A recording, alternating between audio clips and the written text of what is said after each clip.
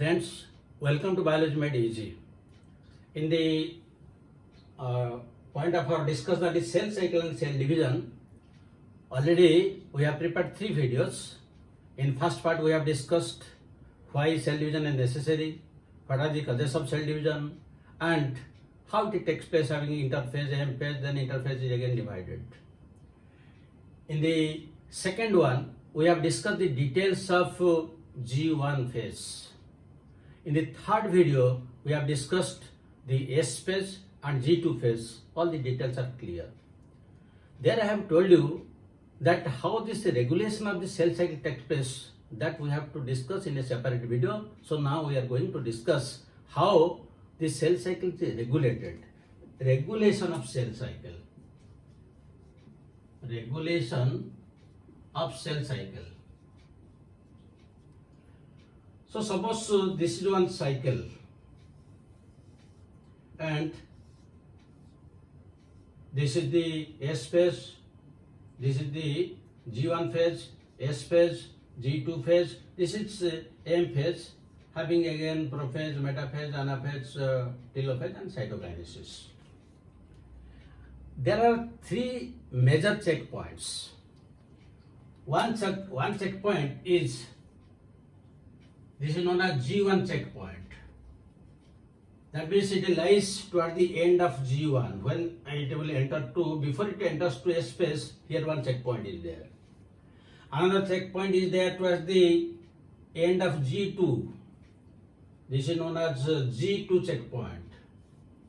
G2 checkpoint, or it is known as antiphase checkpoint. And the third one is when the cell will move from metaphase to anaphase. So it is metaphase to anaphase, or you can tell simple metaphase checkpoint. What is the importance of the checkpoints? That means the cell can be stopped at different places so that the 2 new daughter cells which will be produced, they will be perfect. There should not be any abnormality in them. That is the main purpose. And all these checkpoints, they are regulated by a special type of proteins known as cyclins. But again, there are different type of cyclin, like cyclin D, cyclin E, cyclin A, cyclin B. And these different types of cyclins, they always, some are synthesized, some are degraded, depending upon the stages. Suppose in one stage one cyclin is required, in the next stage is not required, that will be degraded. And again they will be phosphorylated.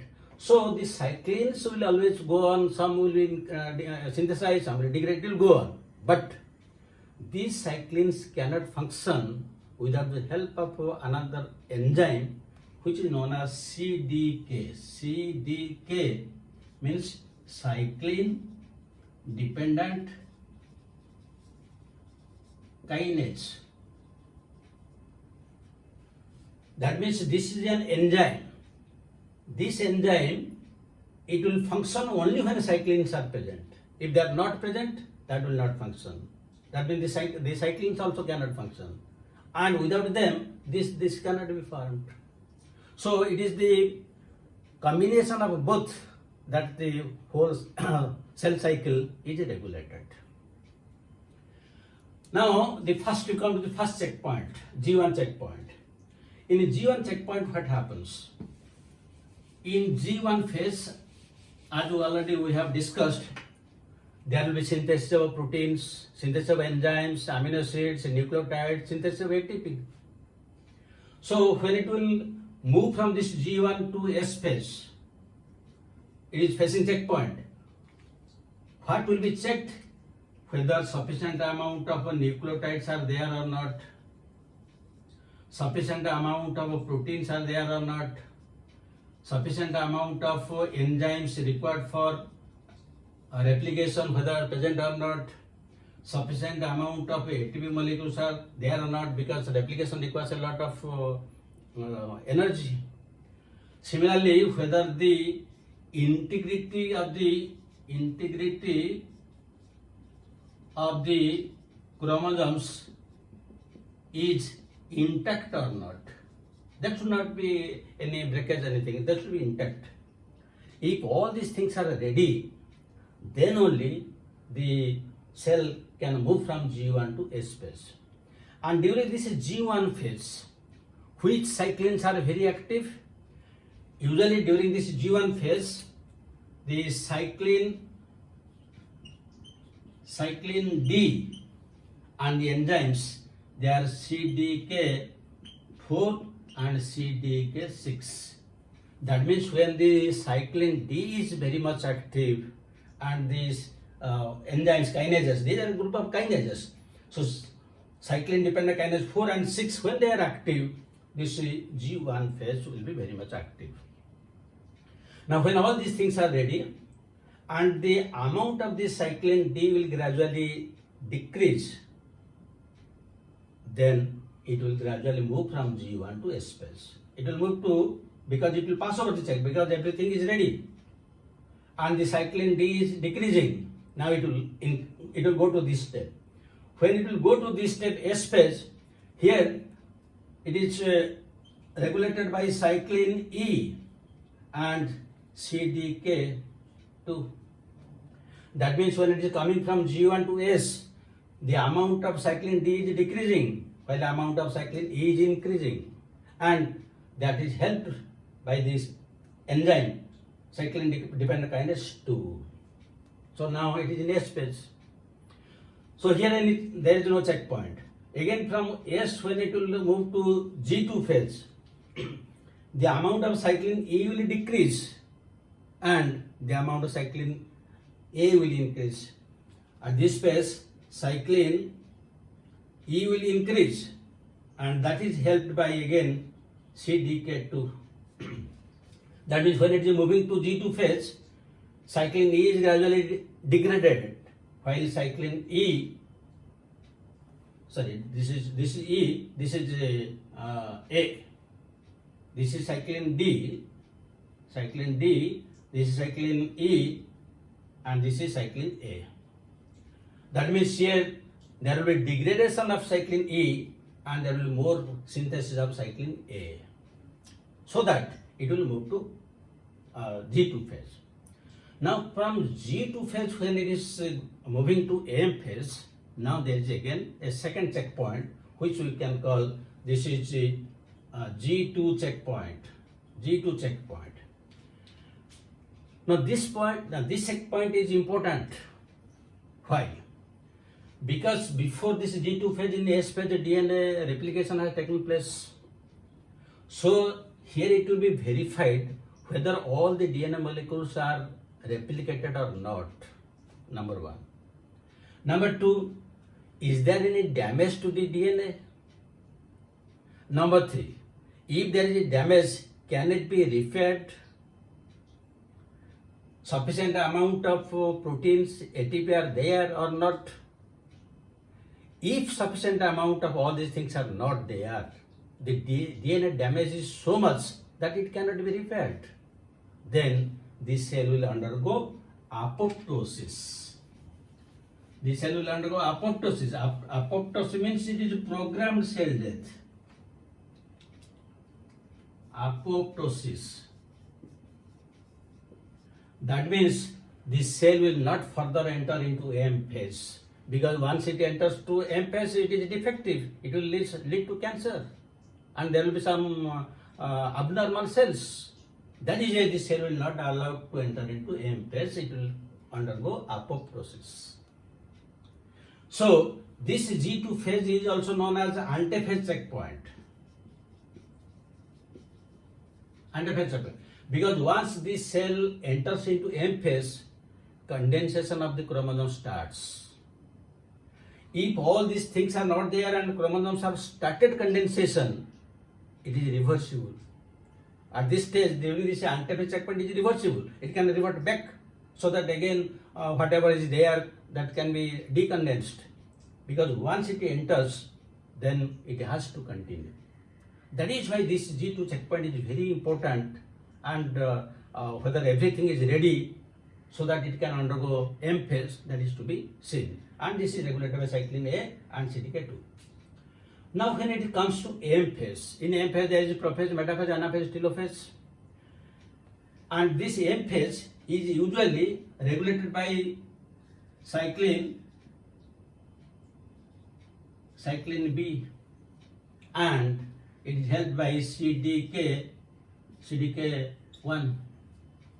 That means when it is going to M phase, again you see cyclin A is decreasing, while cyclin B will increase, and there will be phosphorylation of this enzyme kinase CDK, and there CDK1 is there. So that M phase will continue. But why there is one checkpoint between metaphase and anaphase? That is known as the metaphase checkpoint. Once this cell enters into anaphase, it will divide into two daughter cells, and those daughter cells will become the mature cells. But at this point it is to be seen whether the two chromatids which are attached to centromere, they are completely split or not, whether spindle fibers are attached or not, because in G2 phase tubulin proteins are synthesized and the spindle fibers are inferred. If spindle fibers are not attached to the kinetochore of the centromeres, they cannot move. It will lead to abnormality. That is why whether they are completely split and both chromatids are attached to centromere, spindle fibers are attached to it, sufficient amount of ATP is there, because anaphase requires a lot of energy, because for movement of each chromosome 38 molecules are required. So all these things have to be verified.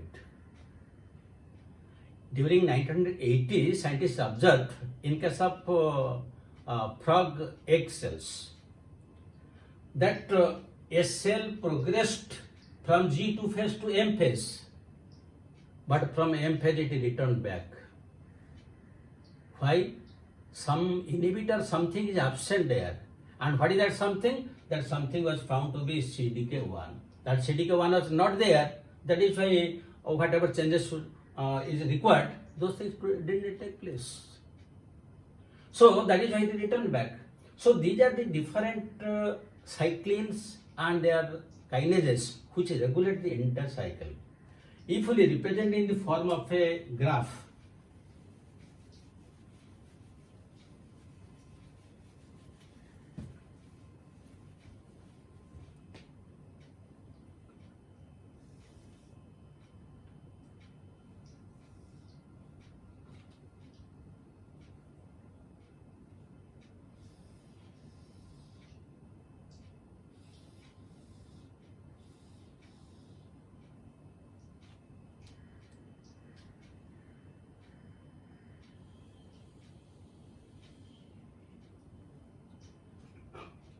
you see, this is G1, this is S phase, this is G2 phase, this is M phase. During G1 phase, these are the cyclins mostly D, but cyclin D is almost present all around the cell cycle. Usually it is increases or decreases, but it is present all around. Now when the cyclin E will increase, this is cyclin E. When the cyclin E will increase, it will enter from G1 phase to S phase. When cyclin A will increase, then from S phase it will enter to G2 phase. And when cyclin B will be formed, then it will enter from G to M phase. But cyclin D somehow it remains throughout. But the other things changes, and in each step what is the kinase enzyme, that also I have told you. Now if you again write it in one form, suppose the G1 to it will move to S, or from S phase it will move to G2, then G2 it will move to M phase and M phase.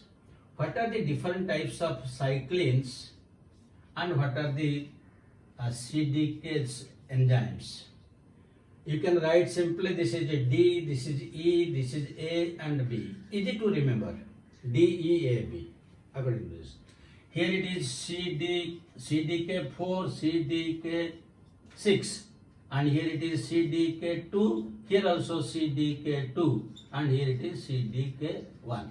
So very easily you can remember this table, and if you can remember this table, also this will automatically you can do.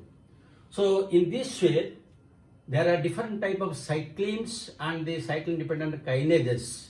They regulate the entire cell cycle so that ultimately the daughter cells which are formed, they are perfect. It will not allow to form the malformed cells, the cancer cells. So this is the regulation of cell cycle, which is very important. You should have some idea. Thank you very much for observing it, and have a good day.